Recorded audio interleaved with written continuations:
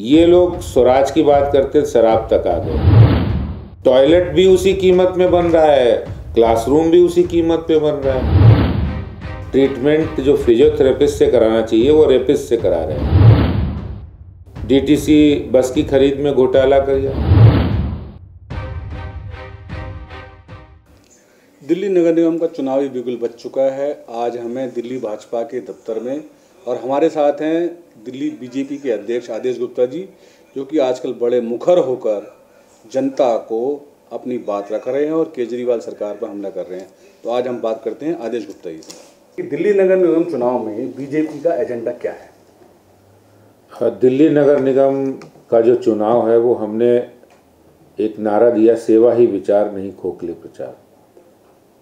और इस नारे की असलियत ये है कि पिछले 5 वर्षों में, और अगर हम बात करें 15 साल, दिल्ली नगर निगम में लगातार हम लोगों ने बहुत अच्छे काम किए।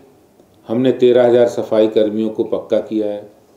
हमने दिल्ली के अंदर 7.5 लाख LED लाइट लगाई है। दिल्ली के 1616 स्कूलों में 1000 स्कूलों को स्मार्ट स्कूल बनाया है। दिल्ली के अंदर हमने हर वार्ड में door to door garbage collection हो, हर घर से गार्बेज उठे, इसके लिए उसकी क्षमता बढ़ाई। पहले 3-4 गाड़ियां वार्डों में थी, अब 15-15 गाड़ियां वार्ड में। 11,000 मीट्रिक टन कूड़ा प्रतिदिन सड़कों से घरों के सामने से उठता है और वो साइट पर जाता है। और हमने 4 वेस्ट टू एनर्जी प्लांट लगाए। कूड़े से बिजली बनाने का काम भी दिल्ली नगर निगम कर रहा है। और भविष्य में अभी हम 60% 65% कूड़े से बिजली बना रहे हैं। भविष्य में हम पूरे 100% कूड़े से बिजली बनाने का काम कर रहे हैं। दिल्ली के अंदर 500 ढलाव घरों को बिल्कुल ढलाव कूड़ा मुक्त किया है, वहाँ कंपैक्टर लगाया है। दिल्ली नगर निगम के 16,000 से ज़्यादा पार्कों में हमने ग्रीन कवर बढ़ाया है, ओपन जिम लगाए हैं। और यहाँ तक कि कई पार्क तो हमने आइडियल बनाए हैं, जो कबाड़ से हमने भारत दर्शन पार्क जैसे, वेस्ट टू वंडर पार्क जैसे, और कई पार्कों में हमने ओपन जिम लगाया है। वहाँ पर बहुत अच्छी सैर करने की व्यवस्था है, वातावरण अच्छा है। दिल्ली नगर निगम प्राइमरी हेल्थ में हमने मैटरनिटी सेंटर हो, 9 बड़े अस्पतालों में हमने 32,000 बेड्स नए लगाए हैं। बड़ा काम किया है। मैं तो इन कामों की जब फेहरिस्त करता हूं तो कई बार ये हमें लगता है कि दिल्ली नगर निगम ने इतना बड़ा काम किया है। दिल्ली नगर निगम के पास बजट सीमित था, जबकि दिल्ली सरकार के पास बजट बहुत था, लेकिन उसके बावजूद वो नया हॉस्पिटल नहीं दे पाए, नए बेड नहीं दे पाए, नए स्कूल नहीं बना पाए, नए कॉलेज नहीं बना पाए। तो दिल्ली नगर निगम अपने काम के दम पे, सेवा के दम पे, कार्यकर्ताओं के अच्छी इमेज और लोकल चेहरा, हमारा ईमानदार चेहरा, इस बल पे हम लोग चुनाव पे हैं। और हमें पूर्ण विश्वास है कि हम चुनाव में 4 दिसंबर को जनता हमारे पक्ष में। जो तीनों दिल्ली नगर निगम जो एक किए हैं, इसका क्या लगता है कि बीजेपी को कुछ फायदा होगा? बिल्कुल, इसका न सिर्फ बीजेपी को, इसका बीजेपी को फ़ायदा होगा, इसको जनता को फ़ायदा होगा, निगम को फ़ायदा होगा। क्योंकि तीनों निगम में 3 निगम है, 3 उतने ही अधिकारी रहते, ज़्यादा खर्चा होता था, तो वो खर्चा कम होगा। दूसरा, एकीकरण से जो जहाँ पर आय के स्रोत कम है, वहाँ ईस्ट जैसे निगम में हालत बहुत ख़राब थी।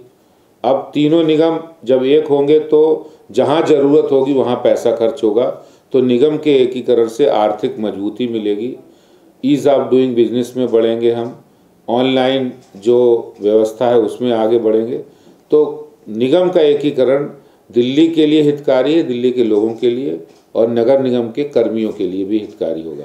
जो पिछले सालों में अगर मैं देखूँ तो दिल्ली नगर निगम को जो है सैलरी की बड़ी समस्या रहेगी, तो वो समस्या क्या अब दूर हो जाएगी, कैसे? बिल्कुल, देखिए मैं आपको बता रहा हूँ। पहले क्या था, दिल्ली नगर निगम में लगभग जो ईस्ट कारपोरेशन है वो हमेशा डेफिसिट में चलता था, क्योंकि उनके लीस्ट सोर्सेज थे।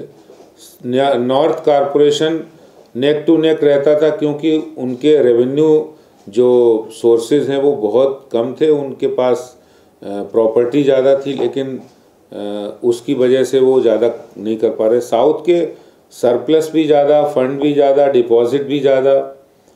तो ऐसी स्थिति में जब दिल्ली नगर निगम एक होगा, पहला तो हमारा वो रेवेन्यू की समस्या समाप्त होगी। दूसरा, जो हमारा ग्लोबल शेयर है और जो हमारा ग्लोबल शेयर जो एक साथ पहले कारपोरेशन को दिल्ली सरकार देती थी, और वो दिल्ली सरकार इसमें ये कहते थे कि हम अभी इतना ले लो, अभी कम दिया है तो सैलरी की दिक्कत आती थी।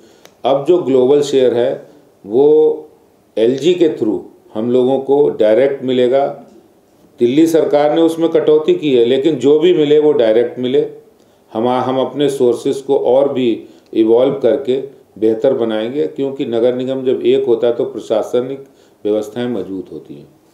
अच्छा, आज की अगर बात करें तो जो सीबीआई ने एक चार्जशीट दाखिल की है शराब घोटाले को लेकर के, तो उसमें कह रहे हैं कि जी उसका कोई नाम ही नहीं है मनीष सिसोदिया का, जबकि मनीष सिसोदिया का काफ़ी कुछ चला। तो इस पर क्या कहेंगे? अभी तो कोई भाजपा की कोई प्रतिक्रिया नहीं आई इस पर। देखिए, वो तो सीबीआई बताएगी। भारतीय जनता पार्टी ने जो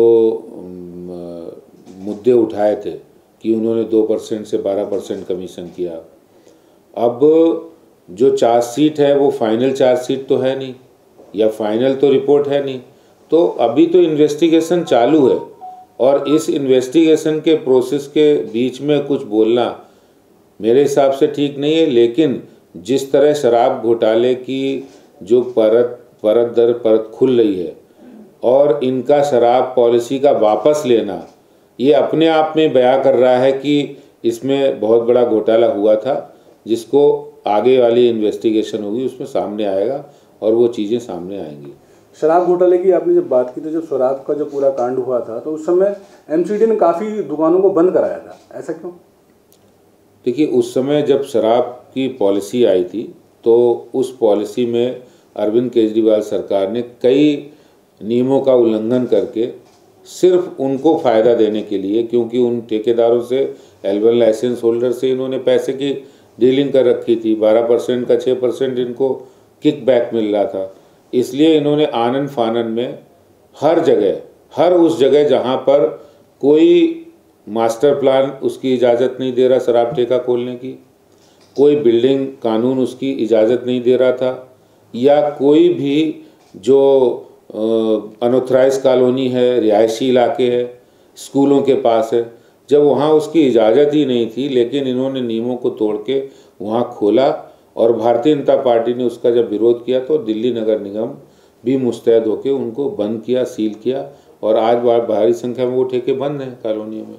तो मतलब हम ये कह सकते हैं कि भाजपा जो है दिल्ली के लोगों को शराब से बचा रही है, और आम आदमी पार्टी जो है पिलाना चाह रही है। अगर आम आदमी पार्टी निगम में आई तो? आम आदमी पार्टी निगम में आई, हमने निगम में जब हम थे तब भी हमने जगह जगह शराब के ठेकों का विरोध किया, और भारतीय जनता पार्टी नगर निगम में सत्ता में आएगी तो रिहायशी कॉलोनियों में जो ठेके अब भी खोले जा रहे हैं उनको भी हम बंद कराएंगे। पहले भी बंद कराए थे, अब भी बंद कराएंगे, और एक भी शराब का ठेका खुलने नहीं देंगे। ये लोग स्वराज की बात करते शराब तक आ गए। आम आदमी पार्टी लोगों को साफ पानी नहीं दे पाए, हाँ शराब जरूर वो पिलाने का काम कर रहे हैं। तो क्या उपलब्धियां हैं दिल्ली सरकार की जो आपको लगता है जिसका फायदा आपको मिलेगा? ये क्या उनकी नेगेटिविटी है नहीं, दिल्ली सरकार की बहुत सारी उपलब्धियां हैं। दिल्ली सरकार की एक बहुत बड़ी उपलब्धि है, वो ट्रीटमेंट बहुत अच्छा कर रहे हैं। वो अपने मंत्री का ट्रीटमेंट जो फिजियोथेरेपिस्ट से कराना चाहिए वो रेपिस्ट से करा रहे हैं। वो वहाँ मसाज सेंटर खोल लिया है।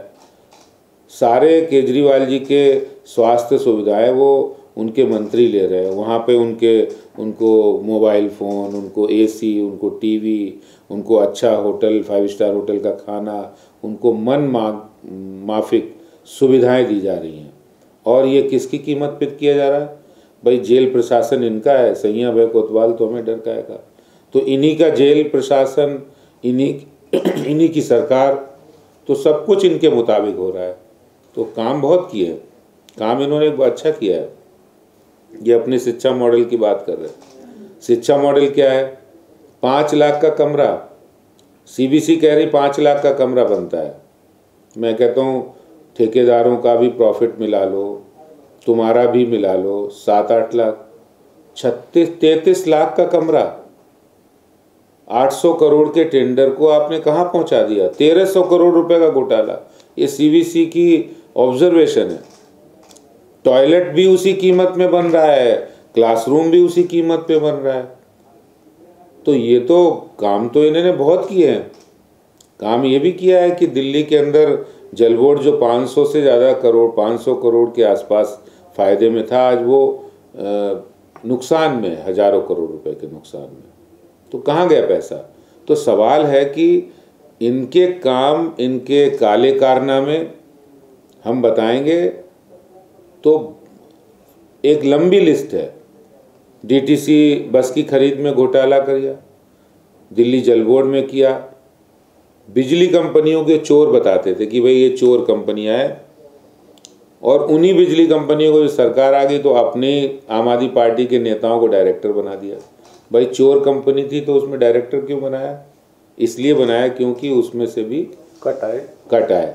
तो ये सवाल है कि आम आदमी पार्टी ने जितने भी काम किया, अब दिल्ली के लोगों को क्या कहते थे, पराली से पंजाब और हरियाणा से धुआं आ रहा है, इसके कारण दिल्ली में पोल्यूशन है। और पंजाब के इलेक्शन से पहले दिल्ली में कह रहे हैं कि हमने ऐसा फार्मूला ढूंढा है कि पराली से किसानों को फ़ायदा होगा, 1000 रुपये एकड़ मिलेगा, हम उनको नए नए चीज़ें बनाएंगे। और ये ऐसी ऐसी कंपनियां आ गई, अब कहाँ चली गई? तो अब पराली का पोल्यूशन जो पंजाब से जलाई जा रही है उसका आ रहा है, लेकिन उसे कोई मतलब नहीं है। अब उनके लिए वो मुद्दा नहीं रहा है। पोल्यूशन के नाम पे, यमुना सफाई के नाम पर, हर बार कहते यमुना सफाई, तो काम के नाम पर ये सारी बातें हैं। मैं 1 से लेके 10 तक आपको अपने काम बताया, भारतीय जनता पार्टी एमसीडी के काम बताया, दिल्ली नगर निगम या केंद्र सरकार की योजनाएं, प्रधानमंत्री जी का जहां झुग्गी वहीं मकान के वादे को पूरा करना। भारतीय जनता पार्टी आने वाले समय में भी हम बहुत सारे काम करने वाले, आज हमने संकल्प पत्र भी जारी किया है। अच्छा, भाजपा ये मानती है कि अरविंद केजरीवाल जी झूठ बहुत बोलते हैं, लेकिन क्या आपको लगता है कि उनका झूठ चल रहा है, बिक रहा है? आप लोग उस झूठ को तोड़ नहीं पा रहे हैं? देखिए, झूठ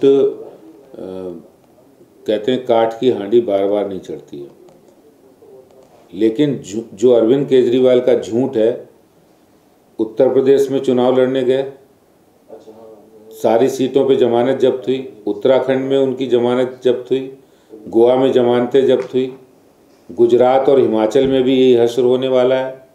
और अब दिल्ली की जनता भी उनको पहचान गई है कि इन 8 सालों में दिल्ली के लिए ना तो कोई फ्लाईओवर, ना कोई नया सड़क, नया कॉलेज, नया हॉस्पिटल, नया स्कूल, कुछ नहीं, सिर्फ एडवर्टीजमेंट, प्रचार। वो प्रचार 800 करोड़ रुपए सालाना खर्च करते हैं और पूरे देश में झूठा प्रचार। तो अब झूठे प्रचार को जनता देख चुकी है, जान चुकी है, अब इन बातों में आने वाली नहीं है।